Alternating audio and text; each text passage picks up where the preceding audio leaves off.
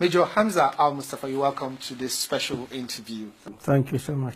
Now, to many Nigerians, the name Al-Mustapha is dreaded. They look at the person as that dreaded chief security officer of late General Sani Abacha, and probably the mastermind of the killing of M.K.O Abiola.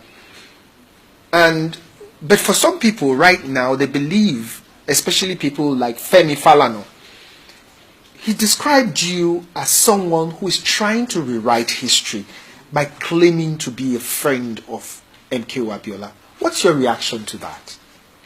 First of all, I say it's most unfortunate that people who never know the contents of events will be the ones that will be at the foremost in occupying television, radio, and newspapers, misleading the society.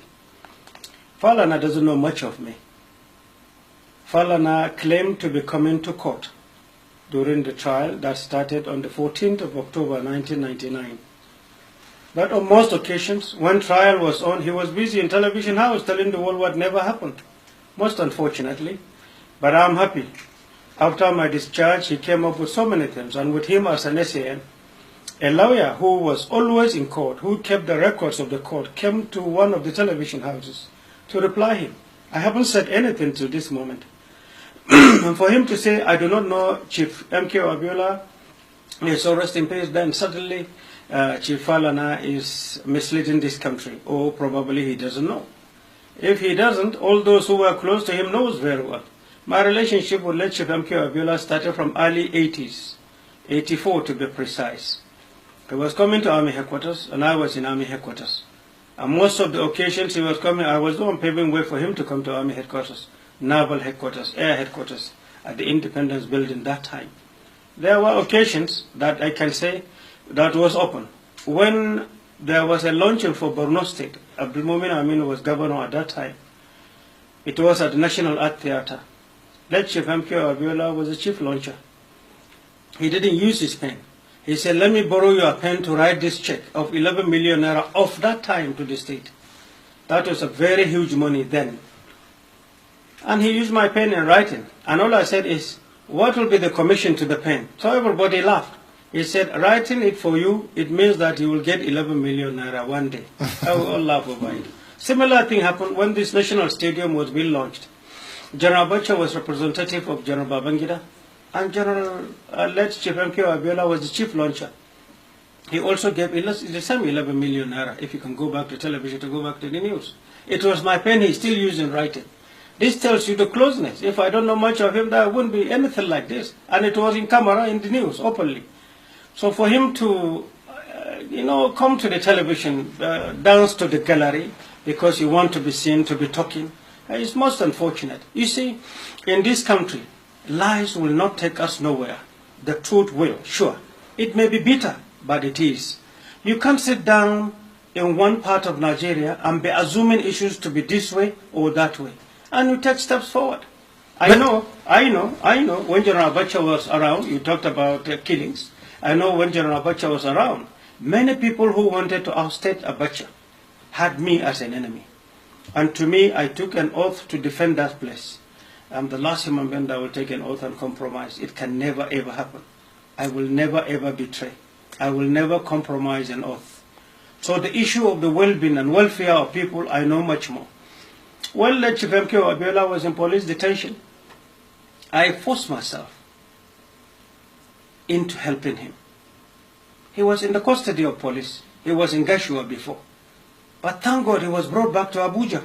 We'll get back to that. Yeah, sure. Somebody has joined Femi Falana, and in fact, two of them, Ayo Padoku and Femi Falana, have called you a pathological liar. The two of them, most unfortunately, are people who are compromised. And watch my word, highly compromised. Opadokun is most unfortunate. He's talking this way. During NADECO, they were fighting, they were abusing the then government, or the then person of the late General Sani Abacha. And there is no propaganda, no messages they put. If God Almighty were to judge the contents of what they said, they have no proof. They don't know what to say. Propaganda is not what we require in Nigeria. the truth. They don't know much of what we were doing. I took late Chief M.K.O Abiola as a father, and I was spending. Those who were supposed to take care of him were not paying. They didn't care. I had to scavenge for money to arrange for his feeding. The Commissioner of Police in Abuja at that time, as it was narrated at the Putafana, knew that I used to give him 850,000 naira of that time to feed him on what he wanted, because he was in their custody. Later on, he was moved to the residence of the guest house of the Secretariat of the Government, and I secured it for his comfort. I left Chief M.K.O Abiola a Bible and a Quran and plain sheets of paper. You know what he was doing with them? He was writing his diary. Every person that comes to him, everything that had happened to him was kept. And I'm indeed very, very worried. Ask me why. After they killed him, I'm asking for the whereabouts of that Bible, the Quran, and those jottings he did. Nigerians need to know what he jotted. Who took them? Why are they hidden? Why are they kept? Why won't those fighting for him ask for them? I asked for it and I became an enemy because I want the world to know. He kept, there are a lot of stories, lot of things he jotted down for Nigerians to speak. Did you see them? Did you read them? Who? What M.K.O? I gave him to keep his personal issues. Okay. Every person that visited, every issue that had happened, he jotted them down. And we were talking together. All I was doing was to ask him to accept conditional bail. Go home. From home, you can now come back from the point of strength. And that's what we were doing. I used to take him out on the streets illegally. I take him in the car, we go around Abuja just to convince him. It was illegal, I was not supposed to do so, but I do. Or I did. So many people are saying you claim to love Abiola so much, but Femi Falomo also claimed that Dr. Falomo, Abiola's doctor, you stopped him from seeing him, you got him arrested, and he also said that there was a time Abiola fell from his bathroom and had a swollen feet. You refused Abiola from having medical attention. All right, number one, I know Ore Falomo very well, and I trusted him. I still do. Ore Falomo's hospital in 1989, I was a patient. So if I can entrust my life as a patient to him in 1989, that's one issue. He was late Chief M.K.O Abiola's doctor, as well as me, in Maryland Specialist Hospital. Dr. Ore Falomo saying I denied him access. It wasn't me that had the authority then. It was the police. And one of the reasons why I pushed myself into having him close to where we can now have access for him was to allow the family. And there was never a time the family came and I was told, and I didn't rush to organize. The fact that I never come back to tell him that I was the facilitator is another thing. I don't like pressing it myself. And I did. He visited him many times, and all the visitations are on videotape. I never denied any person, and I never denied him refusal to go to hospital. That is also another fundamental mistake.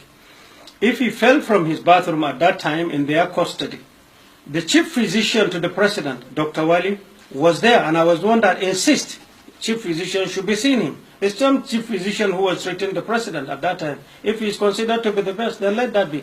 And besides, during Babangida's administration, the chief physician was known to let Chief M.K.O Abiola, so they knew themselves. So it was better to have somebody who knew him very well years past. And this I did. The fact that they do not know, it does not mean they should go on speculating on what they want, not facts. You know, lies distorts. Lies brings about hatred and disaffection, and that's not what we want. Learned and elder people should be seen to speak from the point of view of honesty and sincerity. With the love of the same person, let Chief M.K.O Abiola, if let Chief M.K.O Abiola survived, I wouldn't have gone to jail. He would have been one of my witnesses, and I know that wouldn't have happened. We should be looking at the larger issues. The question is, why should Chief M.K.O Abiola be killed? And why should they be angry because I'm asking these questions? They should support me to uncover that first. Why? And they know the people. They shared money. Those who killed him shared money. I don't share money. So they are defending those who killed him. And they are attacking me because I have no money to share. Now, when you say they share money, we would like to know more about that sharing of money. Who took money? I said it in the year 2001 at a Abuja panel. Until this very moment, nobody challenged me until these few things that are coming up lately. In the year 2001, maybe people have forgotten. I know it's a long time now. I said it at a Abuja panel. I tendered the tape. I tendered the document. The document that led to the withdrawal of money from Central Bank and the fictitious reasons given for the withdrawal of that money. That money was not meant for what it was written. Late Chief M.K.O Abiola was killed on the 8th of July. On the 9th, a letter was already taken to Central Bank, giving directives to the governor of Central Bank that time to release funds as stated. How much? Signed by the president. Hundreds of millions of dollars. It's in that document. It's a public document. The Abuja panel has it. In the court, I tendered it. And I have my reasons for tendering it. Just to avoid people who will sit down and support those who came destroying this country. And that's why I tendered them, so that the documents and the evidence of videotapes can speak for me. So where did this money go to? Shared to people. Which people? The people that came fighting for late Chief M.K.O Abiola. Let me tell you what happened for you to know an example. Opadokun, who is busy abusing me right now, who claimed he never been to Abuja, on the 9th in the morning, an aircraft, presidential aircraft, was sent to pick him to the villa. And that is the same time this money was brought from Central Bank. And one may ask, where were you at that time? Because General Abacha had died and you were supposed to have left the villa. I was still in the villa handing over. I left the villa on the 31st of July, that same year. So on the 8th, I was very much around. I had not finished handing over the villa because there were about 3 offices for me to hand over to the then new head of state. The office of CGS, there was nobody. And then there were custody of many things.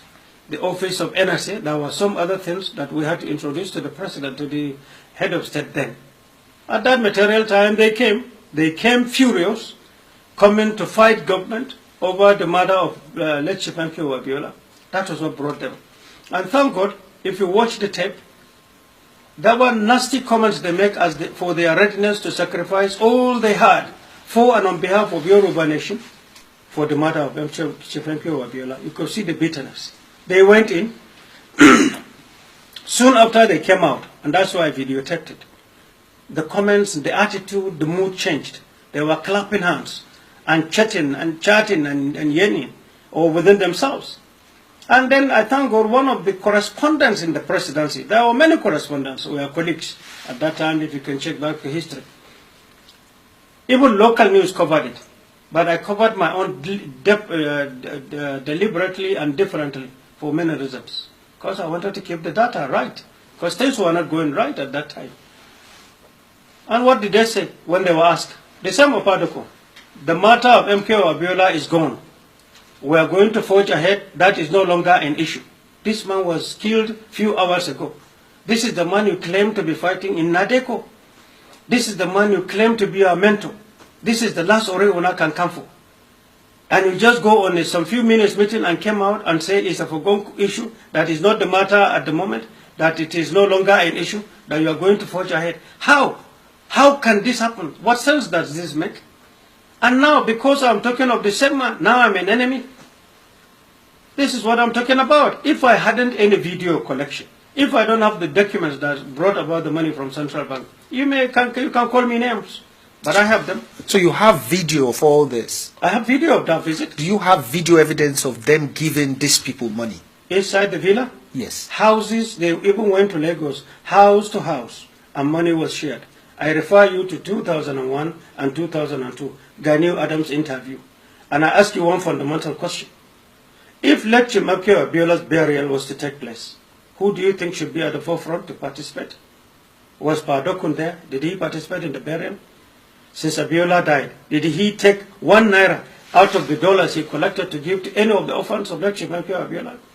Did he give 1 naira to any of the widows? Is he regular in visiting the grave of late Chief M.K.O Abiola? What welfare package has he for late Chief M.K.O Abiola? At what intermittent break has he ever spoken as a vanguard for some monuments to be named after late Chief M.K.O Abiola at the forefront? But why should you be at the forefront the moment we talk about the man? I know what triggered him when I say tape. He was scared I was going to talk about this tape. That's why I said to him, by his age, I was not ready to join issues with him. But since he brought it and was even talking on radio, I said, okay, let me bring him back to the path. Maybe he didn't know I tendered this tape in Lagos High Court. It's a public document. It's in Lagos High Court. Okay, so it's in the Lagos High Court. It's before the Court of Justice Mojishola Dada. I tendered it, and they were shocked.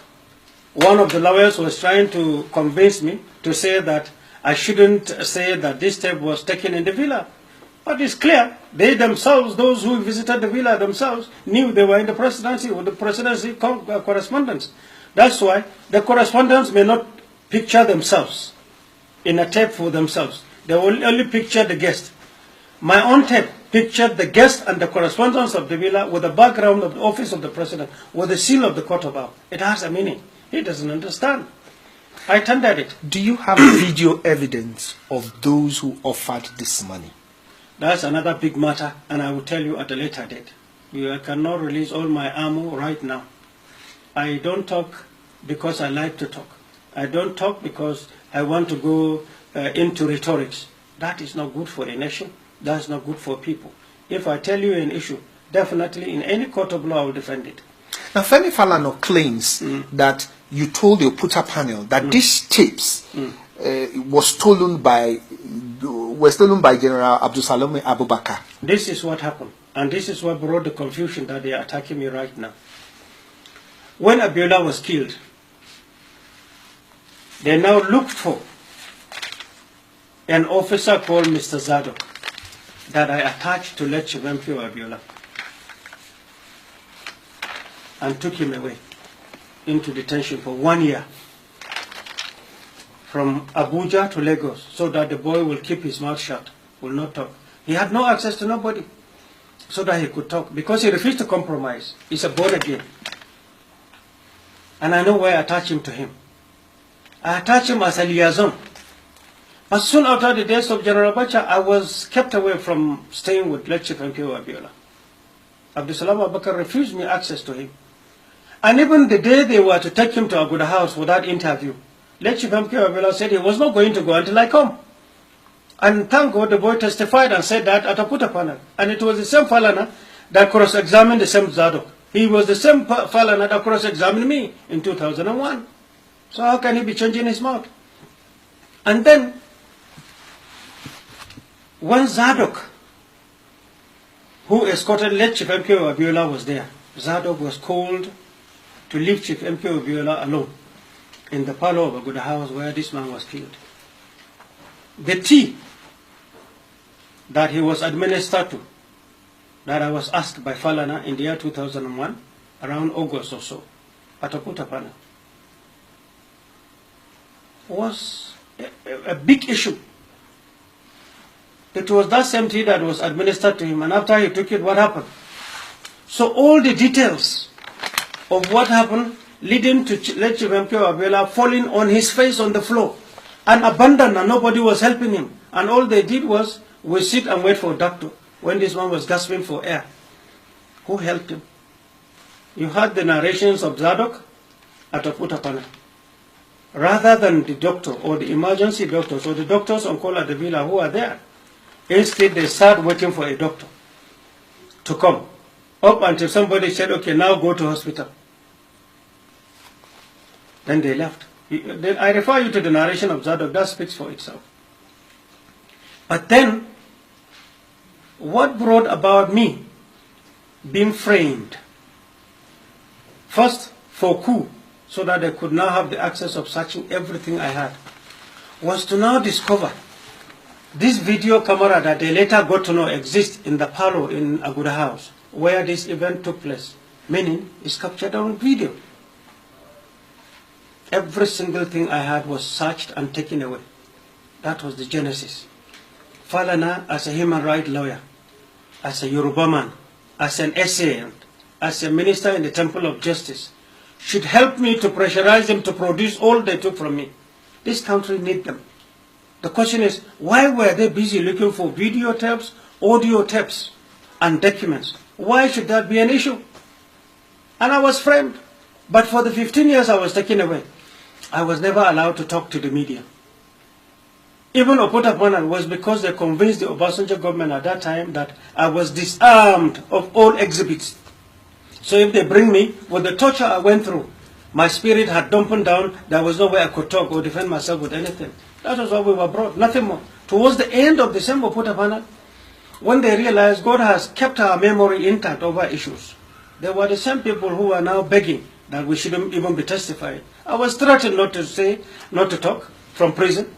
But Alana should be seen to be a defender of the rights of man, as a lawyer, and as he claimed to be. Not abusing me arbitrarily on things he cannot testify, or because I decided to keep short. I thank God his fellow colleagues, lawyers, now haven't attended Oputa panel, haven't known what has happened. His colleagues, even here saying, are ready and about to talk to him on television, the way he's doing. Okay. Falana, going back to still Falana, right? He said when the Pope John Paul visited, he had a meeting with General Sani Abacha and was trying to convince General Sani Abacha that he should release Abiola. And Abacha was almost convinced. You were watching somewhere else with the CCTV. And immediately you saw that Abacha was almost convinced. You just barged into the room and just said, Ogasa, Nyakari, it's over, please stop. You know, when I hear things like that, it baffles me a lot. When you sit down and imagine issues, and now come to television to tell the world, because